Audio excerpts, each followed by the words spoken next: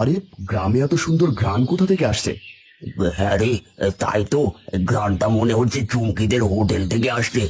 চলো তো খুড়ো, গিয়ে দেখি সেখানে আবার কোন বিয়ের আয়োজন করলো নাকি। ঘ্রাণে যে খিদেতে পেট একেবারে চুই চুই করছে।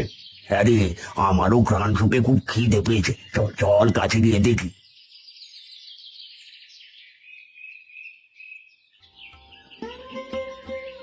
কি ব্যাপার চুমকির মা, আজ কি রান্না করেছো? ঘ্রাণে যে একেবারে পাগল হয়ে যাচ্ছে। আজ বিরিয়ানি রান্না করেছি খুড়ো। আপনার খেতে ইচ্ছে করলে বসুন, খেতে দেই। কি বিরিয়ানি? এত সুন্দর ঘ্রাণযুক্ত বিরিয়ানি কখন থেকে রান্না করা শিখলে? দাও দাও, আমাদেরও 1 প্লেট করে বিরিয়ানি খেতে দাও।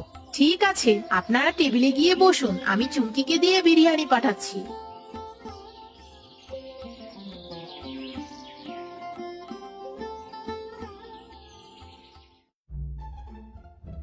এই বাগি কর্তা বাবু, আজ মাত্র 2 কিলো সাপের মাংস পেয়েছি। আজকাল সাপ ধরা খুবই কষ্টের কাজ। এই শোন, আজ আমার মাংস লাগবে না।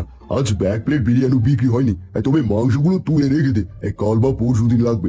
এই বুঝেছি কর্তা বাবু, ওই বৌদির হোটেলের জন্য আজ আপনার বিরিয়ানি বিক্রি হয় না।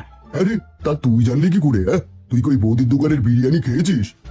না না কর্তা বাবু, আমি খাইনি, তবে শুনেছি। শোন, আজ তোকে আর সাপ ধরতে হবে না। এখন থেকে তুই বৌদির দিকে নজর রাখবি। দেখবি ওই বৌদি আসলে কিভাবে এত সুন্দর ঘ্রাণযুক্ত বিরিয়ানি রান্না করে। আগে ঠিক আছে কর্তা বাবু, আমি এখন ওই বৌদিকে চোখে চোখে রাখবো। হ্যাঁ, তাই কর। যা ঘটবে তা সব আমাকে জানাবি।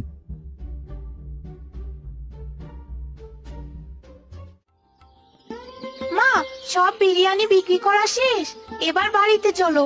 হ্যাঁ চুমকি, একটু দাঁড়া, আগে জাদুর মশলাটা হাতে নিয়ে নি। এই মশলা না থাকলে তো আজ আমাদের বিরিয়ানি একদমই বিক্রি হতো না। তা তুমি ঠিক বলেছো মা। শোনো মা, এই মশলা কিন্তু আমাদের সাবধানে রাখতে হবে, বলা তো যায় না কখন না আবার হারিয়ে যায়। হ্যাঁ, সে তুই ঠিকই বলেছিস চুমকি। এই নে, জাদুর মশলা নিয়ে তুই বাড়িতে যা, আমি হোটেলটা বন্ধ করেই আসছি। ঠিক আছে মা, তুমি আসো, আমি যাই। কি জাদুর মশলা? তাই তো বলি, এদের বিরিয়ানিতে এত ঘ্রাণ কোথা থেকে আসে? তাহলে বিরিয়ানির ঘ্রাণের রহস্য হলো ওই জাদুর মশলা। না না না না না, এই খবরটা তো আমাকে এখনই কর্তাবাবুকে জানাতে হবে। এরপরে বাকি কাজটা কর্তাবাবু নিজেই করবে।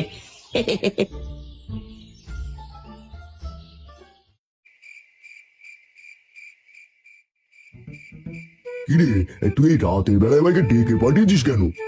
কর্তাবাবু, আমি এইমাত্র দেখে আসলাম, বৌদির বিরিয়ানির আসল রহস্য হলো এক কৌটোর জাদুর মশলা। জাদুর মশলা? সে আবার কেমন? সব খুলে বল দেখি।